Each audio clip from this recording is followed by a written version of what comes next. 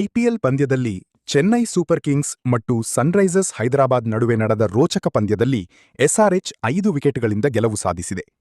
ಪಂದ್ಯ ಸಾರಾಂಶ: CSK 180/7 20 over, SRH 181/5 19 over.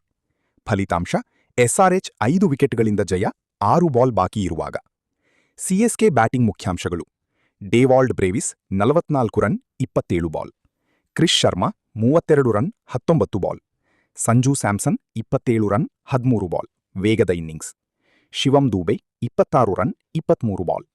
SRH ಪರ Pat Cummins 4 over 28 run 3 wicket, Sakib Hussain 2 wicket, Eshan Malinga 1 wicket.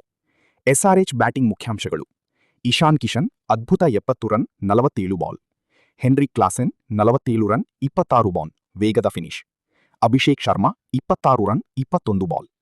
CSK bowling: Mukesh Choudhary 2 wicket, Anshul Kamboj, Noor Ahmad, Akeal Hosein ತಲಾ 1 wicket. ಪಂದ್ಯ ತಿರುವು: ಇಶಾನ್ ಕಿಶನ್ ಮತ್ತು ಕ್ಲಾಸೆನ್ ಮಧ್ಯದ ಪಾರ್ಟ್ನರ್ಶಿಪ್ ಪಂದ್ಯವನ್ನು ಎಸ್ಆರ್ಎಚ್ ಕಡೆ ತಳ್ಳಿತು.